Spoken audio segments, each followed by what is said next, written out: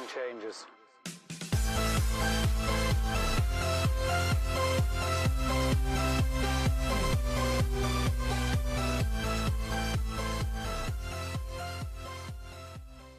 Hey, good afternoon, everybody. Welcome into the channel. Thank you guys for being here. Thursday afternoon, the 23rd of September, 2021.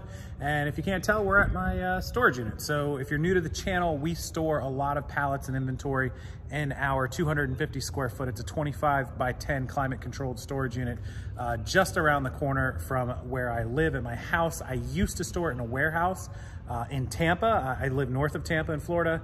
That was about a 40-minute drive each way, so hour and a half plus traffic, everything. We were spending 2 hours in the car, plus, you know, the warehouse was not air conditioned. It was a disconnected building. We were paying $400 a month to $500 a month in rent for that.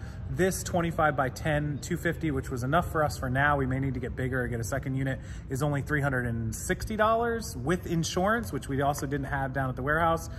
Business insurance I have, but not for that warehouse. So I actually paid for the extra insurance on this, still only $360 a month. And it only takes us 5 minutes to get here and back. So we're saving a ton of time. Even at saving an hour and a half per day, 3 or 4 days a week, you guys can do the math. It's a lot of time and a lot of gas and mileage on the cars being saved as well. Spending an extra $100 in gas to do that, plus the mileage on the cars, it just wasn't worth it. So anyways, we got the storage unit and I'm here today. I'm gonna take you up there to the unit and let you take a look. One question I get is about bottom floor. If you can get the bottom floor inside, that's awesome. But if it's a huge savings to have a second or third floor, it's really worth it because they have carts and all that kind of stuff. It was actually $110 cheaper for us to go upstairs than to be down here on the bottom floor. So we took it, we didn't care, it's fine.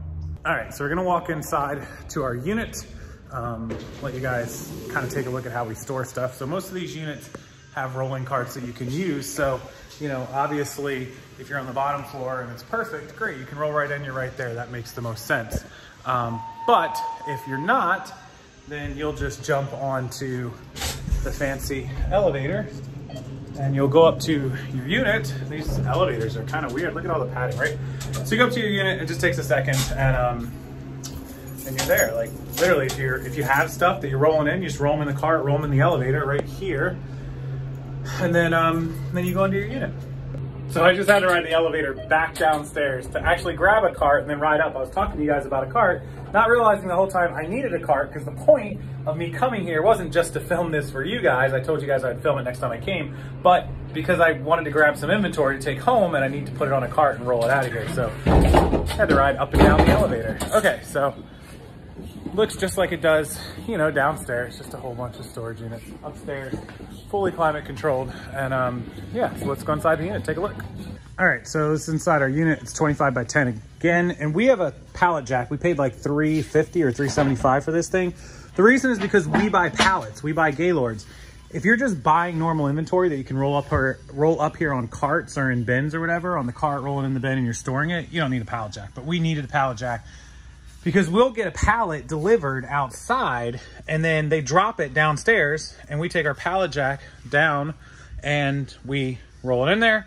And then any of you that know how pallet jacks work, clearly, you just roll it up underneath of it and then you click your little button and you jack the pallet jack up and then you can, you know, move your pallets around and jack it up far enough because it was all the way down. There we go. You grab a hold of it and then you can move your pallet wherever you need it, you know, forward, backwards, whatever. And then when we're done with the pallet, we can cut these down and get rid of it and make more room. So this unit will hold 1, 2, 3, 4, 5, 10 pallets with us having a walking space between them. Pallets are about 4 feet. So this is 10 feet wide. So you got 4 feet wide, 4 feet wide and a 2-foot space in the middle. And then obviously 4 feet by 5 feet, by 5 pallets is 20 feet. And then you have space at the front and space at the back and a little gap kind of in between them. That's where the other, you know, bit of feet goes.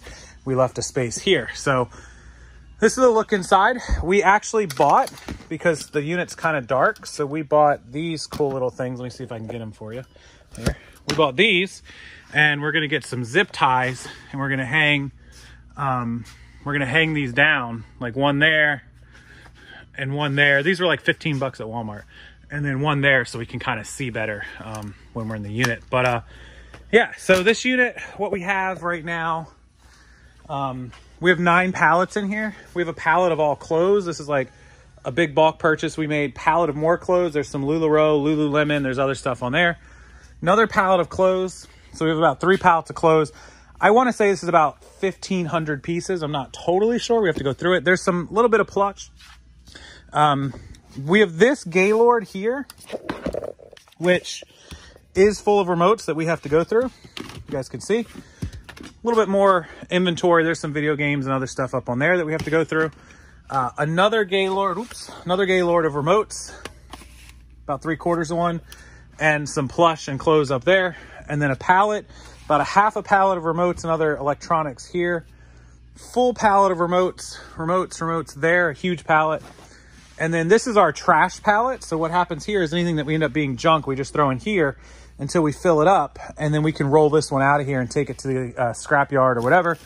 And then another pallet of remotes there. So we have 1 pallet, 1 junk, 2 pallets. These are like half. So we have about 3 pallets of remotes in this one. So we have about 3.5 to 4 pallets of remotes. We have 3 pallets of clothes plus all that. So about another 4. So our 9 pallets that are in here is 1 junk, and probably the other 8 are 4 remotes, 4 clothing, miscellaneous. So yeah, we have plenty of inventory to work on.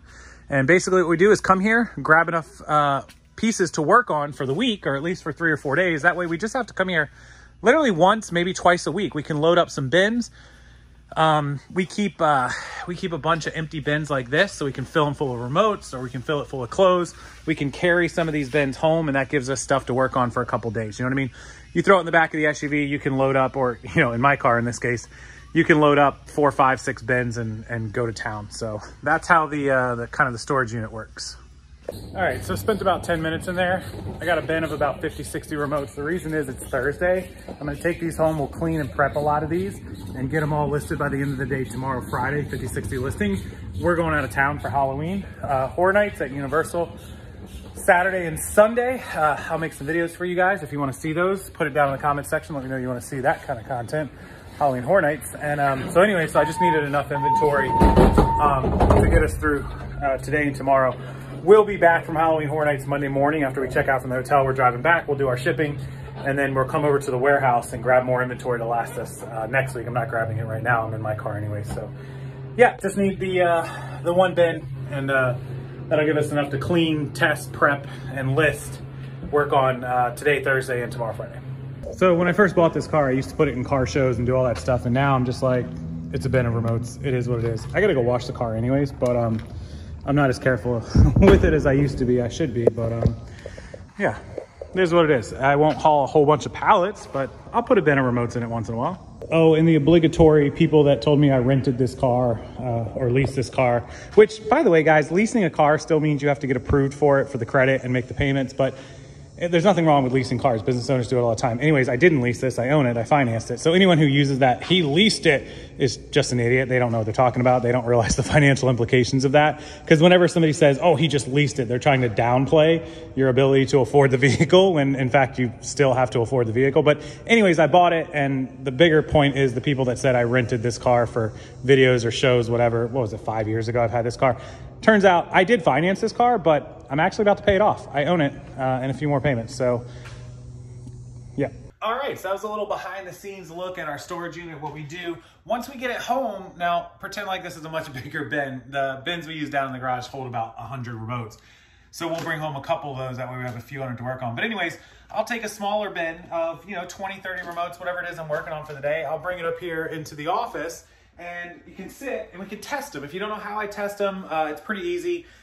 Just batteries, obviously you swap new batteries into it, and then you can hold up your cell phone in selfie mode, your camera in selfie mode, and then point the remote to it and press the buttons and they will light up. You'll see the lights go flash. That's for most of your standard remotes. There are some RF remotes that require a radio frequency tester. You can buy one off eBay for like 10, 12 bucks, 15 bucks. And basically you just turn that on. It makes a little beep, beep, beep, beep, beep noise, and you just hold the remote up to that and press it. And if it's good, it'll beep, beep, beep. You don't have to do that for any of the remotes, that just the normal remotes that have, I don't even think I have any up here, but actually I can walk into the other room and show you. But basically any that have lights don't have to have that sort of test done. to them. They're just a standard point them at your camera. I have a couple here I can show you guys. So for example, this JVC, do you see how it has like the light there? So any of your standard lights, you just point that at your camera. But if you came across one that doesn't have that, like this is an RF. Just trying to find another one. This one right here is an RF. You would have to get one of those RF testers. I believe ours is down in the other room, but anyhow, you can buy one. You can just type in RF tester on eBay and you'll find it. It's pretty easy to find, but yeah, so that's the whole process. You can test the remote, literally just pop the batteries in it, press and click. You can test it in seconds, you know, wipe it down, clean it up, and then get it listed. So it's very, very easy. You know, when you have, you know, a stack of remotes, you can sit and list 4 or 5 remotes in a few minutes. So that's how we do it. That's the behind the scene looks at how we store it, how we get it, how we process it, and hopefully you enjoy that, guys. So if there's anything else we can help you with, please let me know in the comment section below. And otherwise, I'll see you guys next time. Hit that like button, make sure to subscribe to the channel, and have a wonderful weekend, everyone.